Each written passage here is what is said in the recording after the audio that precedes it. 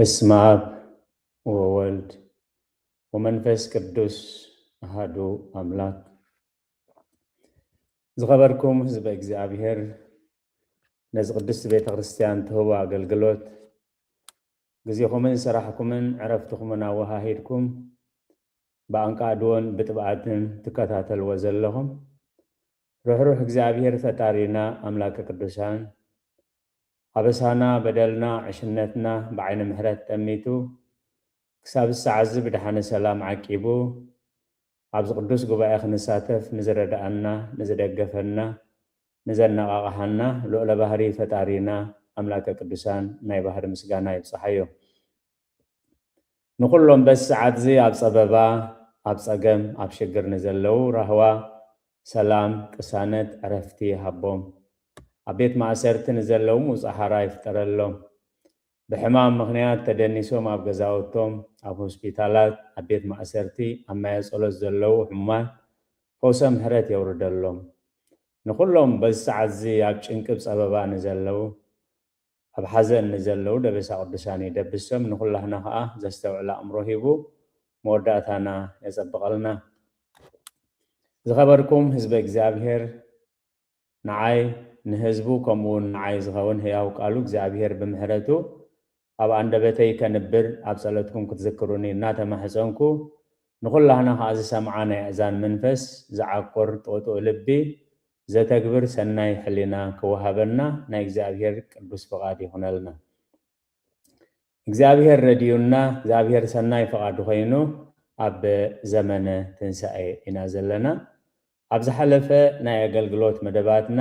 እግዚአብሔር ፈቂድዎ ብዛዕባ ትንሣኤ ኣብ ገሊላ ክቅድመኩም ዝብል ክልተ ክፋላት ርኢና ነርና። ኣብቲ ክፋላት ዝረአናዮ ቅድሚ መከርኡ ጎይታ ኢየሱስ ክርስቶስ ደጋጊሙ ጓሳ ከም ዝቅተል ኣባጊዕ ከም ዝብተና ተበቲኖም ግን ከም ዘይተርፉ ድሕሪ ትንሣኤ ድሕሪ 3 መዓልቲ ኣብ ገሊላ ክራኸቡ ከም ዘለዎም ደጋጊሙ ይነግሮም ነይሩ። ስለዚ ናብቲ ንሳቶም ዝበልዎ ናብ ገሊላ ዘይከኖስ ናብ መቃብር ከም ዝጎየዩ ኢና ርኢና። ካብዚ ሓሳብ እዚ ከዓ ንወስዶ ንሕና ሎሚ ኣብ ዕለታዊ መነባብሮና መንፈሳዊ ኣገልግሎትና ናብቲ እግዚአብሔር ዝመርሓና ናብቲ እግዚአብሔር ዝመደቦ ዲና ንኸይድስ ዋላ ናብቲ ንሕና ዝደለናዩ ብርፁ ንነቢ ኤርምያስ ክብሎ ከሎ ናብቲ ዝበልኩኻ ቦታ ኺድ እቲ ኣነ ዝበልኩኻ ከዓ ተዛረብ እምበር ቆልዓየ ኣይትበል ኢሉ ኣምላኻዊ መጠንቅቕታ። ስለዚ ካብቲ ታሪክ ናይ ሃዋርያት ተማሂርና ንሕና ኸሎሚ ከምቲ ቃሉ ዝብለና ከምቲ መንፈስ እግዚአብሔር ዝብለና ዲና ንኸይድሲ ዋላ ንሕና ብዝመሰለና ነቲ ዝተባሃልናዮ ኣብ ቃል ቅዱሳት ኣብ ሕጊ ቤተክርስቲያን ኣብ ቀኖና ቤተክርስቲያን ዘሎ ገዲፍና በቲ ቃሕ ዝበለና ዲና ንኸይድስ በቲ ቃሉ ኢና ንኸይድ ነብስና ነፃፂርና ርኢና ነርና ማለት እዩ። ስለዚ ሎሚ ከም ፍቃድ እግዚአብሔር ንሪኦ ቀዳማይ ክፋል ሞትና ንሞቱ መሲሉ ሕቡራቱ እንተኮይናስ ከምኡውን ኣብ ትንሣኤኡ ክንሓብሮ ኢና ዝብል ኣርእስቲ ኢና ክንርኢ። ስለዚ ክርስትና ማለት ትንሣኤ እዩ ማለት ብስቕለት ጎይታ ክርስትና ማለት ትንሣኤ ጎይታ እዩ። ትንሣኤ ዘይብሉ ክርስትና ከዓ ከምዚ ብዘይ ኮምፓስ ብዘይ ብሶላ ኣብ ባሕሪ መጓዓዝ ማለት እዩ። ስለዚ እቲ ከም ደቂ ክርስቲያን ንፅበዮ ትንሣኤ እንታይ ዝመስል እንታይ መለክዒታቱ ንሕና ኸ ናብዚ ትንሣኤ እዚ ክንሳተፍ ባህጊ ኣለና ድዩ ዕላማ ኣለና ድዩ? ስለዚ ብትክክል ዕላማ እንተሊና ኸ ናብቲ ዕላማ ናይ ትንሣኤ ዘጉባኤ ትንሣኤ ቅዱሳን ትንሣኤ ነብሲ ንምብፃሕሲ በዚ መገዲ ዝደ ንጓዓዝ ኣለና። ነብሲ ወከፍና በቲ ቃሉ ክነስተንትን ኢና እዩ። ከምቲ ኩሉ ግዜ ብዝገልግሎት ዝንብሎ ዝኸበርኩም ህዝበ እግዚአብሔር እዚ ስብከት ኣይኮነን ትምህርቲ እውን ኣይኮነን። እግዚአብሔር ዝመደበቶም ሰብ ሞያ ዘሰብኩ ዝመምህሩ መምህራን ኣለዉ። እዚ ኣርእስቲ ግን ንህይወትና ብቃል እግዚአብሔር እንዳረኣና ንቃል እግዚአብሔር እውን ኣብ ህይወትና እናረኣና ንህይወትና ብቃል እግዚአብሔር ንምምእዛን ዝዓለመ ነብስና እንሪኤሉ ህይወትና እንሪኤሉ መዓልታዊ ጉዕዞና እንሪኤሉ ኣገልግሎት እዩ። سلقالاتو إجزابير زتمسجنا يهون أب رومي معرف حموشة يغريتها معرف شدوشة كسر حموشة موتنا نموتو مسيلو حبرات تخي الناس فمخابت نسايو كنا حبرو يناي كابزا قالزي أخابزار السنة أبتن سايو ويتا زحبرو حجي أموتو زحبرو ترهاي مخانوم إزقالز قصري 4:5 بحنساب كم ببني رومية معرف شدوشة بأرسي كم تخرستوس بخبرو بؤخا متانز تنسى خموخا أنحنا بحدش هوت من انتخنا ملالس نموت بتمكات مسوء تقبرنا نحنا خا بحدش هوت من انتخنا ملالس بموت بتمكات مسوء تقبرنا سلازي بأرسي كم تخرستوس بخبرو بؤخا متانز تنسى كم أخا نحنا بحدش هوت من انتخنا ملالس نموت بتمكات مسوء تقبرنا إذا مسبلا إمبار هواري قدس باولوس موتنا نموت مسيلو حبرات تخناس كم مخابتن سايو كن حبرو يناي قطر شديشن شوعتن اتز موتا خاب حاتيات حراوص يمو እዚ ደጊ ምን ሓጢያት ከይግዛ እቲ ናይ ሓጢያት ስጋ ምእንቲ ክጠፍ እቲ ኣረጊት ሰብና ምስኡ ከም ተሰቕለ ንፈልጥ ኢና ሐዋርያ ቅዱስ ጳውሎስ ዝነበሮ ናይ ገማሊኤል ጠባይን ናይ ገማሊኤል ባህርን ናይ ምስጓጉን ምቕታልን ምሕራድን ካብዚ ኩሉ ወፂኡ ምስ ተፀውዐ ነዚ ብሞቱ ሞትና ንሞቱ መሲሉ أموتو انت حبيرنايو أبتن سايخ أخنا حبرو إنا سلازي أبناي زل ألم هيوت نزل ألم زحقوسو تسفاز اللوان كما يزمسو اليومين تنمت نتبتات كرياني نامالد كداماي اتوم بتباب بكزابير نخلو تبابهم أبتباب بكزابير أوكيلهم بتباب بكزابير زمالالو سي كالاي نبزحات نابصدق زمرحو أبز تنسأز تساتفت زغنو نبزحات ناب صدقي زمرحو سالساي كانديلوم بزيت زملأ رابعاي عتقوم عتق مبرهتهم بروح زغنة بقويت هازموتو كمزر استناز بلو موتهم نموت قويت هاز مسألة مسؤوز التعقسو شامناي ببرتع صبابا زحلفو ببرتع صبابا خحلفو افقدنياتات زخونو بحاغوس زحلفو تاشعاي كداونتوم بدم تغنشل حسيبوم زصعدو عسراي اسماتهم ام مصحف هيوت زتصحفه قال خابت بزح بوحد ناي تنسا زو غبا ناي تزلالماو تنسا كم ناي كريستيان تساتفت زخونو بوحدو زوم تقسنا يوم 10 نطبታት ዘማልኡ ምዝኾኑ ትንሳኤ በዘይ ክርስትና ማለት ጉዕዞ ባህሪ በዘይ ብሶላዊ በዘይ ኮምፓስ ማለት አቤናይ ከም ትጥሕል አቤናይ ከም ትጸድፍ ዘይትፈልጥ ማለት ስለዚህ በአካል ክንሪኦ ኮለና እንታይ ማለት እዩ ሓደ አገልጋሊ ወይ ሓደ መራሕ ሃይማኖት ይኹን ታራ አገልጋሊ ይኹን እንድሕር ብርሃን ትንሳኤ ዘይረአዮ ኮይኑ እንደህርና በትንስ ብርሃን ትንሳኤ ዘይጥምት ኮይኑ ብዙሕ ነገራት ይዝመጽእ ንኣብነት ሐዋርያ ቅዱስ ጴጥሮስ ብጸጋ መንፈስ ቅዱስ ከይተሓትሞ ከሎ ጎይታ ብማየማይ ነዓ ክብሎ ከሎ ብማየማይ እንዳመጸ ከሎ ኸኣል ኮይኑ ንጎይታ ገዲፉ ናብቲ ንፋስ ክጥምት ምስ ጀመረ ናብቲ ማዕበል እቲ ማዕበል ልዕሊ ጎይታ ኮይኑ ተራእይዎ ስለዚ እንታይ ክገብር ጀሚሩ كتاراتر جميرو كتاراتر كل خاف حل جميرو زابير زستعلو أمره هبنا سلازي تسفات نساء زي بول كريستنا تسفات نساء زي بول أقل قلوت انتاي يزقبر كاب سماياوي مدراوي كاب سماياوي مدراوي كاب حلافي نباري كاب نأملاخ نسب كاب ننفسو نحاتيات النسقون زقزع زتمت كله ازيت برهان شورات نساء زي الرؤيو أقل قالي እግዚአብሔር ዘስተውዕሎ እምሮ ይሃበና ፈልጠትና ብዘይ የገድስ ስልጣንና ብዘይ የገድስ አገልግሎትና ብዘይ የገድስ ድኻምና ብዘይ የገድስ ምጽዋትና ብዘይ የገድስ በትክክል እቲ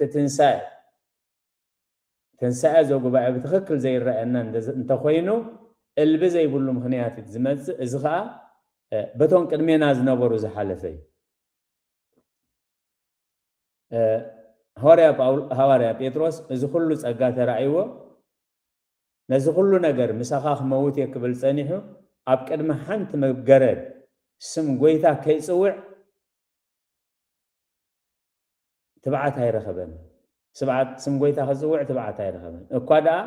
نزلت فيليو زلخي أي فلتاني بزحات هبزلنا يوان انتاينا نبل تحققوا انفلتينا تحققوا خمي جن نحنا دخوماتنا نحنا خنقوريك لنا نحنا نعناز ملكتا يكون نفس وكف صوري يتصوري نفس وكف صوري يتصور زخونا يقول لعلي أملاخ ندحر سبات نفرح كوينا لعلي اكزابير نسبات نئزز ندحر كوينا لعلي نفسنا نسقانا ندحر نقدم كوينا لعلي حقي نحاسوت ندحر نقدم كوينا تسفات نسعي دبزي زلو مال خنيات هواري قدس باولوس انت قايلو أموتو نساتف تخوينا بنصر يلو موتنا نموتو مسيلو أموتو ندزي حابيرنا يو أبتنسايو كنحقرو أي نخلين قدين يخد تنسي إناغن ناب تنساء إزال هيوت زي كونس كالق تنساء እግዚአብሔር ዝተመስገነ ይሁን ስለዚ ዘመነ ትንሳኤ ከነሕልፍ ኮለና ብዙሕ ግዜ በዜማ በማህሌት በቅዳሴ ብዛዕባ ትንሳኤ ብዙሕ ይዝበሃል እዩ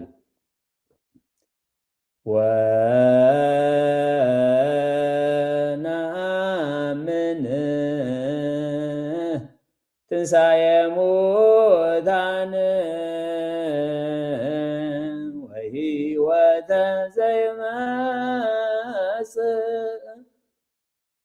ትንሳኤ ሙታን ነአምን ዝመጽእ ዘለዓለማዊ ህይወት ተስፋ ንገብር እሞ ዝምሰ ዘየምና እንታይ ኢና ንገብር እንታይ ኢና ዓና ትንሳኤስ ሙታን ስለዝኣመንና ዘለዓለማዊ ተስፋ ትንሳኤ ስለዝገበርናስ እንታይ እዩ ዝመልእኽቲ ዝነዓና እታ ቤተ ክርስቲያን ብድጋም ብዜማ ብጸሎት ብማህሌት ብኩሉ ነገር ከም ዝግለጽ ገይራ እዚ ኩሉ ተገሊጹ ግን እንታይ እዩ ሞትና ናብ ሞት ንኽመስል ኣብዚ ሕጂ ብሞቱ ክንሓብሮሞ ኣብቲ ዝመጽእ ከዓ ትንሳኤና ምስ ትንሳኤ ክኸውን ስለ ቃላቱ እግዚአብሔር ዝተመስገነ ይሁን ስለዚ ኣብ ትንሳኤ ጎይታ ዝሳተፉ እቶም ጠቢባን እዮም ጥበቦም ጥበብ ኣምላኽ ዝኾነ ጥበቦም ፍርሓት ኣምላኽ ዝኾነ ጥበቦም ንድሕነቶምን ንፍቓድ ኣምላኽን ንድሕነት ጥፉኣትን ዘተኮረ ጥበበኛታት ዝኾኑ እዚኦም እቶም ኣብ ትንሳኤ ዘጉባኤ ኣብ ትንሳኤ ጎይታ ኣብ ትንሳኤ ወሓጎሱ ዝሓብሩ እዮም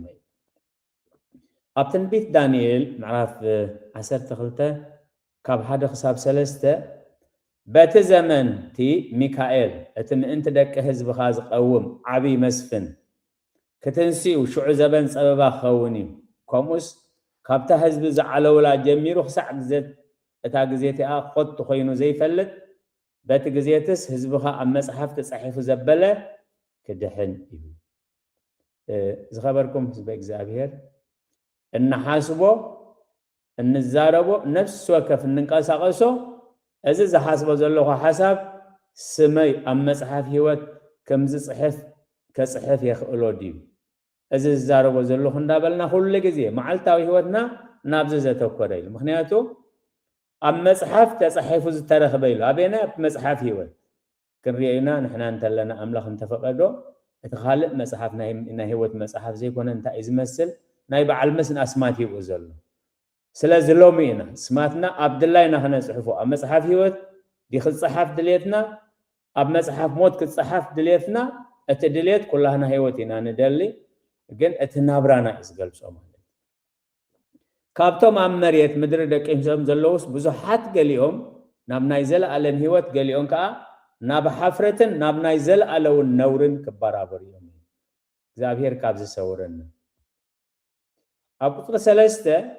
እቶም ጠቢባን ከም ምንጽበራቕ ጠፈር እቶም ንብዙሓት ናብ ጽድቂ ዝመርሑ ከዓ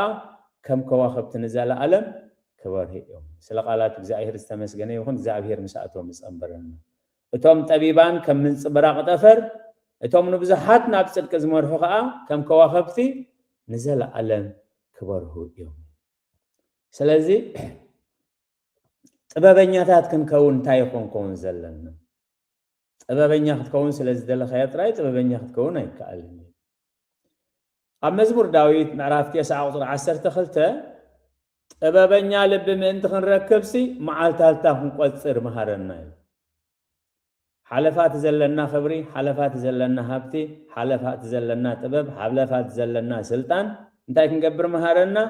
መዓልታትና ክንቆፅር መሃረና እዩ መዓልታትና ክንቆፅር ምስ ፀብፀብና ብቃል እግዚአብሔር መሰረት እንታይ እዩ እታ መፀዋዕታ ድሕሪ ሓደ ደቂቕ እውን ክትከውን ትኽእል ምክንያቱ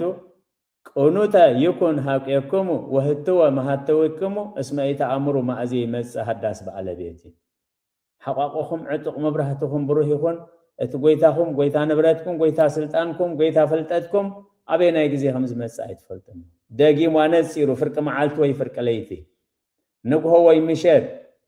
ኣብ ካልኣይ ወይ ሳልሳይ ሕልዋ ናይ ለይቲ ብሕማም ወይ ብሓደጋ ብሕፃንነት ወይ ብሽምግልና ኣበይ ናይ ግዜ ከም ዝመፅእ ኣይትፈልጡን ኢኹም ስለዚ ጥበበኛ ልቢ ምእንቲ ክንረክብሲ መዓልታትና ክንቆፅር መሃር ክንደይ መዓልቲ እተሪፍኒ ዘሎ ክንደይ ደቃይቕ እተሪፍኒ ዘሎ ደጊሙ ልቢ ኣምላኽ ዳዊት ኣብ መዝሙር 111 ቁጥሪ 10 ጥበበኛታት እዮም ኣብ ትንሳኤ ዘጉባኤ ዝሳተፉ ስለዝብል ዘሎ ርእስትና ጥበብ ማለት ከንታይ ማለት እዩ ፍርሃት እግዚአብሔር መጀመርያ ጥበብ እዩ ዝገብርዎ ኩሎም ሰናይ ልቡና ኣለዎም ምስጋንኡ ንዘለኣለም ይነብር ፍርሃት እግዚአብሔር ጥበብ ናይ ጥበብ መጀመርታ እዩ ስለዚ ጥበብ ማለት ንእግዚአብሔር ምፍራሕ ማለት ንእግዚአብሔር ምፍራሕ ማለት ከዓ ብተግባር ኣነ ንእግዚአብሔር ፈርሐ ንእግዚአብሔር ንፈርሕ ንእግዚአብሔር ነምልኽ ኢና ክብሪ ንዝኽርስም ይኹን ጎይታና ኢየሱስ ክርስቶስ እንታይ እዩ ተፍቅሩን እንተኾንኩም ትእዛዛተይ ይሃልው መግለፂ ናይ ፍቅሪ ትእዛዛተይ ምሕላው ዝኾነ ሰብ ኣነ ንኣምላኽ ኣፍቅሮ እየ ኣነ ንኣምላኽ ፈርሐ ክብል ይኽእል ዮናስ እውን ከምኡ እዩ እግዚአብሔር ናብ ዝኣዘዞ ናብ ነነውየ ገዲፉ እግዚአብሔር ናብ ዘይኣዘዞ ናብ ጠርሴስ እንዳኸደ ከሎ ኣነ ንኣምላኽ ፈሪሐ ኢሉ እቲ ተግባሩ ግን ንፍርሃት ኣምላኽ ዝገልጽ ኣይነበረን ኣብ ትንቢት ዮናስ ምዕራፍ 1 ቁፅሪ 9 ንሱ ከዓ ኣነ ዕብራዊ እየ ነቲ ባሕርን ንቁፅን ዝገበረ እግዚአብሔር ኣምላኽ ሰማይ እውን እፈርሖ እየ በሎም ቃል ኣምላኽ ከንታይ ኢሉ ዝገብርዎ ኩሎም እቶም ንእግዚአብሔር ዝፈርሑ እዩ ንእግዚአብሔር ምፍራሕ መጀመርያ ጥበብ እዩ ምስ በለ ጥበብ እግዚአብሔር ማለት ግን እንታይ ማለት እዩ ብተግባር ንእግዚአብሔር ዝፈርሕዎ እዩ ነቲ እግዚአብሔር ከይትገብርዎ ዝበለና ዘይገብርዎ ነቲ እግዚአብሔር ግበረና ግበርዎ ዝበለና ከዓ ብሓሶት ብሓጎስ ዝገብርዎ ዝተሓተ ዋጋ ይሕተት ህይወት እውን እንተኾነ ድሕር ከይበሉ ብሓጎስ ዝገብርዎ ኩሎም ከዓ ሰናይ ልቦና ኣለዎ ስለዚ ኣነ ንኣምላኽ ብቃለይ ይፈርሖ ኣለኹ ብግብረይ ከነ ኣምላኽ ፈርሖ ደ ግብረይ ከነ ኣምላኽ ይገልጽ ሰሎሞን ኣብ መክብብ ምዕራፍ 2 እንታይ ዝብል ቁፅሪ 14 ጠቢብ ኣብ ርእሱ ኣዒንቱ ኣለዎ እዩ ዓሻ ግና ኣብ ጸልማት እዩ ዝመላለስ ጠቢብ እንታይ ኣበይ ኣብ ርእሱ ኣዒንቱ ኣለዎ ኣብ ርእሱ በዝ ማለት እዚ እቲ ኣካላዊ ቅርጽና ይልወጥ ማለት ኣይኮነን ኣብ ርእሱ ጠቢብ ኣብ ርእሱ ኣዒንቱ ኣለዎ ማለት ግን ኩሉ እቲ ዝሓስቦ ሰማያዊ ነገር ኩሉ እቲ ዝገብሮ ንሰማያዊ ዋጋ ምስ ሰማያዊ ርስቲ ተሓሓዘ ጥራይ ከምቲ ኣቐዲመና ዝበልናዮ ሓደ ኣገልጋሊ ይኹን ኣማኒ ኣብ ሻራ ኣብ ስስዕቲ ኣብ ዓመፃ እንተደኣ ሃልዩ እቲ ናይ ትንሳኤ ዘጉባኤ ኮምፓስ ወይ ብሶላ ካብ ኢድ ወዲቑሎማ ካብ ኢድና ወዲቑሎማ ስለዚ ህዝቢ እግዚአብሔር ብዙሕ ግዜ ነዚ ርእስቲ ብዛዕባ ትንሳኤ ብዙሕ ግዜ ሰሚዕና ብዙሕ ግዜ ሰቢኽና ብዙሕ ግዜ ተሰቢኽና ብዙሕ ግዜ ምሂርና ብዙሕ ትምህርትታት ኣዳሊና ክንከውን ንኽእል ኢና በቲ ቃል መሰረት ግን ጠቢብ ኣብ ርእሱ ኣዒንቱ ኣለዎ ቅድስት ቤተ ክርስቲያን ኩሉ ግዜ ምናልባት ብዜማ ጥራይ ዲና ዚምናየ ንኸይድ ብንባብ ንህይወትና ንሓተሉ ኣገልግሎት ስለ ዝኾነ لا عليكن هليناكم بسماي هالو لبكم بتعم زيما ازيخون ارارا يخون ازلخون بتعم زينا لا عليكن هليناكم مسبلت دياقون هو هالو بسماي لبنا إنا نبل حجكم اندازي منا كلنا جن لبيس اب سماي دي زول حجي بزعبا سماياو دي زحاسب زل بزعبا تاب قدم املاح زقوم لا معلتي سقاي كام نفسي تفليس ولا حدا خرد زي كالي سلطانكم هبتكم طبابكم فلتاتكم جنزبكم شاراكم ولا حنت خناق فاب زي كلو غزي تاتو مسبلنا نعود يزحسب زلو زابير مسجن قدس بيت ክርስቲያን بدقام زحالفنا بزيما زحالفنا بمزمور زحالفنا بمهليت زحالفنا بقداسي كل تحسب الله اذا كل جن بصيحو دوي لبهم اب سماي يهالو كبهال كله نعقو سمعنا هو بسماي يهالو لبنا خل كله سي زغبرو سناي لبنا اللوم طبي باب رؤسو اعينت له عشاغنا اب صلمات يزمالالس سلازي حواري يعقوب بزعبا طبب كلتا عينت طبب كمزل منالبات قال املاح انت ايزبل نغورحات بغرحهم يحزوم كلتا عينت طبب كمزل مجمرة عايشو خين خون كنتنكر طبب علينا نملتو خناها از طبب مدراودي سمياو ندحنتنا نخبر املاح ندحنت كالوت زخون طبب دي وي نطفاتنا ننفسنا لكيمون خالوت اገልግሎ አንፃር ክብረ املاح ዝኮነ اب ያዕቆብ ምዕራፍ 3 ቁጥሪ 14 ክሳብ 18 4 ጥቅስታት ከነንብብና مرير كأن شاران أبلبهم كابز هلوكم جنا نحقنا تسراركم أي تمكحون أي تحسون هو كاب كن ناس أدي كاب شارا ناس أدي إلنا نفسنا نحدثها قالوا تكحتنا يدلنا قالوا تحديثهم من هلخ تحزننا ماني خمسة زبلنا نعم انتواي كويني بعلي دي اللي هون أنا دي فلتن أنا دي عبن أنا دي مهرن كاو سلطاني دي بلسن كاب سلطان كنبل نخيلنا كم تقدس أبوتات سريع مزلوجا قصص أرئيس زبان لنفسنا بنفسنا كفي أخلنا أتب مسكال أوت نقبرو خالوت كبرنا خلو زقطع يتأف نفسنا كفي أخلنا منفس إجابير يدقفنا لبا أملاح داويت نسي يدقفوه لمن تتكزي نفسية ولا من تتهوك أمن بإجابير كما أجنلوتو مدهاني جزء إجابيري نفسي إيماني نمنتاي تهوخن هو نمنتاي تهوخن كابتي أملاح زي كبرولو نجار توسدن نابلن نفسه أبتقن إن شاران زلوا أبو مفرح سرعة كل أوكي جبرنا اللمو ذات ببزي مدراويتن سجاويتن سيطاناويتن ينبر كابل على تورد أيقونتن وحزب إجابير ما نبللو تقال بزي قدس كن قال أملاي أبتقن إن شاران زلوا ننفس ناس كابزخونا قنئ كابزخونا الشاراس ناس أهدي نحلنا نحتاجو مخنيات انتايلو موتنا نموتو مسيلو أب موتو انتدا حبيرنا أبو انجلي يوحنس معرف 10-14 انتايل زلو فرسرناي اند زي موتاتين بينيات نبري انتو موتات جن بزوح فرات فرزي سلازي بموت سغانا مناي زل علماوي هيوتكن كيد انتي مومات كدلينا اب حاتيات مومات كدلينا اذا كاب كبير نجر زي كونس كاب كن شاراني نهيوتنا نحضرنا نسدرانا نبيت ክርስቲያንና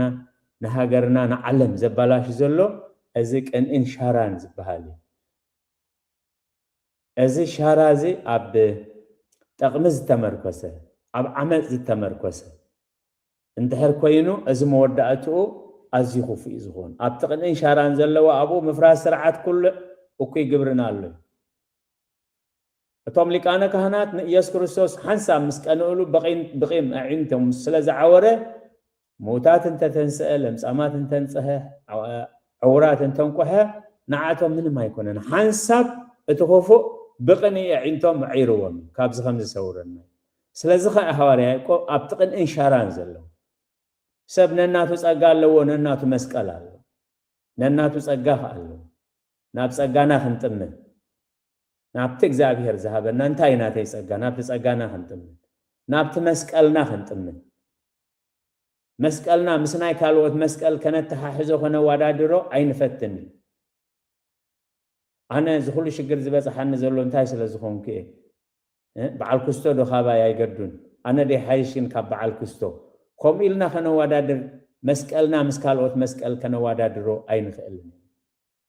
ነፍስ ወከፍ ሰብ መስቀል ኣለዎ ነፍስ ወከፍ ሰብ ከዓ በቲ ተጻሕፈሉ ክኸይድ ነፍስ ወከፍ ኣገልጋሊ ክብሪ ንዝኽሪ ስሙ ይኹን ስለዚ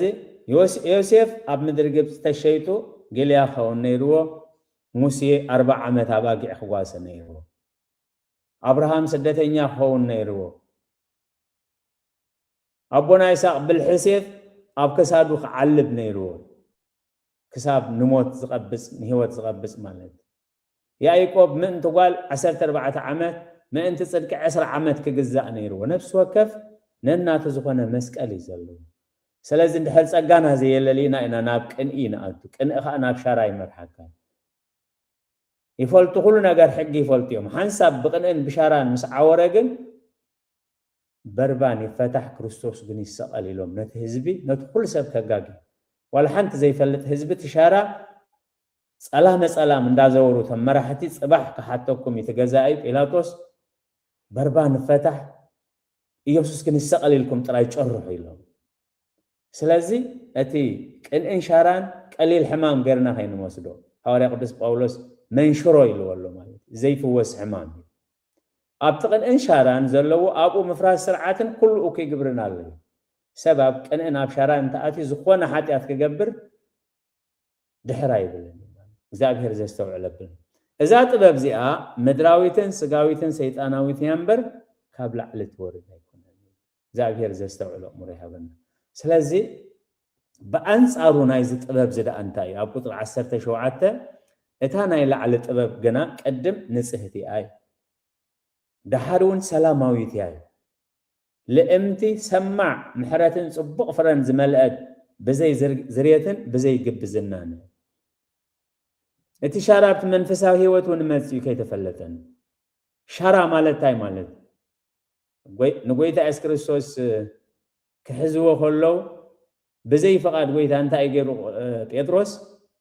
ሰይፍ ልዕሉስ ነቲ ማልኮስ ዝበሃል ዘመድ ሊቀ ካህናት እዝኑ ቆሪጹ ሻራይ ንሱ ንመምህረ ይከላኸለሎ ኢሉ ዝሓስብ ግን ከምኡ ገበራ ኣይተባህለን ጎይታ ግን እንታይ ኢልዎ ንሴፍካ ናብ ሰገብኡ ምለሱ ሴፍ ዘልዓሉ ኩሎም እንታይ ክኾኑ እዮም ብሴፍ ክጠፉ እዮም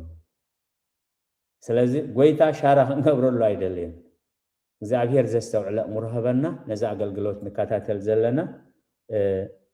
ብዙሓት ብዘይ ቀልዓለ ንሕና እንደዘይ ንህልኮ ንሕና ጠጠው እንደዘይ ንብለላኮ ቤተክርስቲያን ኣይመሃለወትን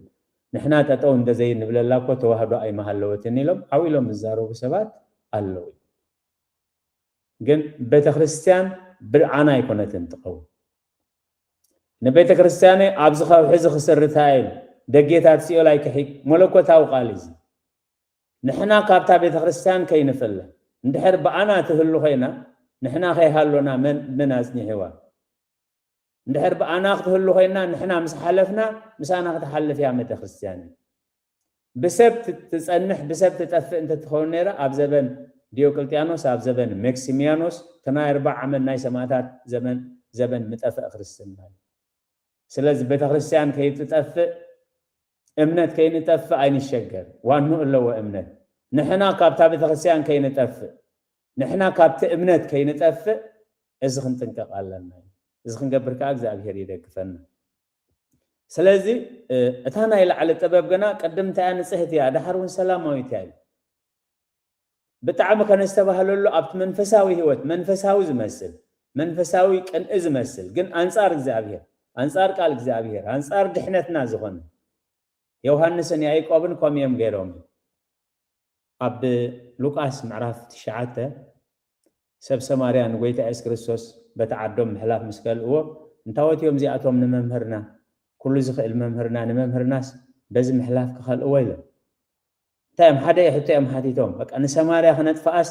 ከምቲ ኤልያስ ዝገበሮ ሓውሞ ከነውርድ ካብ ሰማይ ፍቀደልና ኣብ ክንዳ ኸናትካ ሻራ ኮይናስ ንሰማርያ ድምስስ ከነብላ ኢሉ እንኳ خمسة بايكون تتبجاوينا نتزغرم ግን ተጋጊኹም ጥራ አይኮነን ይልዎ ናይመን መንፈስ ምዃንኩም አይትፈልጡ ወድሰብ ነፍሳት ከድሕን እምበር ነፍሳት ከጥፋ አይመፀን ነጴጥሮስ ናትካ ሻራ ሄድልየንን ይል አቦ ያሻሓት መልአክ ተሰደለ ይኽእል እንድሕር ከምኡ ግን አይኮነን እግዚአብሔር መስገን ቅንእን ሻራን ኣብ ዘለዎ ኢሉ ጥራይ ትቅንእን ሻራን ጥራይ አይኮነን ብምኽንያት ናይ ትቅንእን ሻራን አቡ መፍራስ ስርዓትን ኩሉ እኩ ይግብርናል በቃ ኩሉ እኩ ይዝባሃል ኩሉ ዓመፃ ዝባሃል ስለዚህ እቲ መንፈሳዊ ዝመስለና ንሕና ኮነ እምነት ኢና እቶም ተጸጊዕናዮም ዘለና ኣብ ቅኑዕ እምነት ስለ ዘለው እዮም እቶም ንጻረሮም ነሳጎጎም ዘለና ከዓ መናፍቃን ስለ ዝኾኑ አንጻር እምነት ስለ ዝኾኑ እዮም ከም ኢልና ክንሓስብ ንኽእል ኢና ግን ቃል ኣምላኽ እንታይ እዩ ጎይታ ኢየሱስ ክርስቶስ ኣብኩም ዝመሰለ ኩነታት እንታይ እዩ حواريات انتايوم غيرو حواريات بشارة خسرحو خلو خمي قويتا إيس كريستوس يقرموم نيرو من يلكا سيف أو سيخا إذن سبات كتقرس من يلكا قويتا إيس كريستوس كبر نزخر سميخون زمن ناس اللي قرس قلنا إناس قلنا يخيبلو كألين نثري أم انت خنسحنا تأذني شعي حويوا وانجليا ويوهانس كوم يلقليس وزل إتانا إلا على تبابقنا قدم نسهتيا دحرون سلاماويت لأمتي سمع محرتن صبغ فرز ملأت بزي زريتن بزي قبزنان نحزن تنقالاتي اتانا إلى على الطباب قدم انت قدم نصهتي أهل أبرهوا هنا بسببا أب حقوس هنا بحزن أب شمات هنا بسعرت زلوت نقر يلا مخنياتو اتناتاتهم بسولا ويكمباس انتايو تنساعي قويت هزلا على موت تنساعي مستنسو كابتي قويتا تزقبلوه هيوت ترى مستموتين دحرون سلاماويتها دحرون سلاماويتها هيوت نايبا عليه سيف عب قبص مسحوات وخون مسخونه سبتي بعل دانيال زنبروم نايمر الدعاقمو تقول له خصابو وان كله بسلاماو ነገር بتسناي قبري امبر سلطان نايمول بفارسن بابلونن مراحي نيرو دانيال حنت معالت بزعباتهم الصابو وسبات كن سلطان حزيلو لك كم زخ قبر اين سمعونين اين ريونين سلازخ اينتون قال እግዚአብሔር ዝነገርኩም መራሕትኩም ዘክርዎም ከመይሎን ከም ዝነበሩ ከመይሎን ከም ዝመትሪኢኹም አሰር እምነቶም ሰዓው ሰላማዊት ለእምቲ ለኡም ማለታይ ማለት እዩ ዘይጓዳእ እዩ ሰማዕ እዚ መንፈሳዊ ጥበብ ዘለዎ እንተ መኸረ يسمع انت تمخرخا سناي مخر مالك محرتن صبق فرنز ملأتي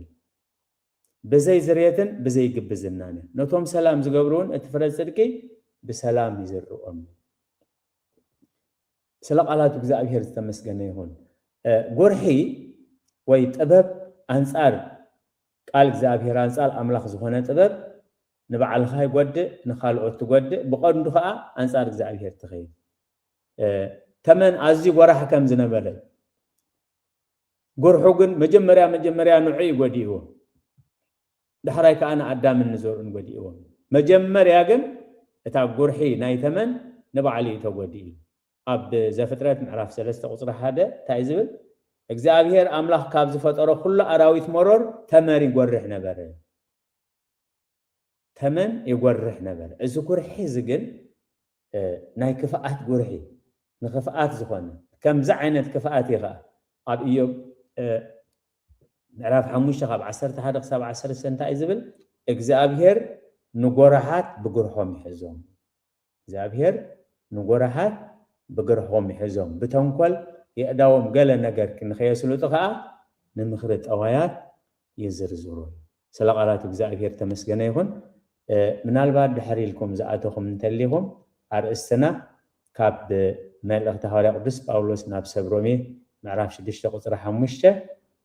موتنا نموت مسيلو حبرات انتوها الناس كموخ آبتن سايقو كنحابرو إناي موتنا نموت زمسل أموتو نحابرو انتاي انتا قبرنا إنا أموتو نحابرو كم زلنان كم زيلنان بخمي إنا نفلت زبل RST إنا سأني هنا سلقالاتو إجزابير استمسكنا يهون إذا أقل قلوت زي نحنا نتلنا أملاك كا أنت فقدو أبزمنس نيجلجلوت مدباتنا كلا أي كفال كغزلي نقال እግዚአብሔር بهدأتن بأنك أدون سلسة معهمو أبتقبر وزقلت كله እግዚአብሔር اسمعهم سأقاب ويتانان مدحنان إسكريسوسن فقراء أملاخن حبرت منفس قدسن أبصر هاسيون أبلع القدسان أبوتاتنا حواريات كم زوردة حجون أبلع لخلهم من حسفن دربن كوينيرد سلقالاتو እግዚአብሔር استمسجنه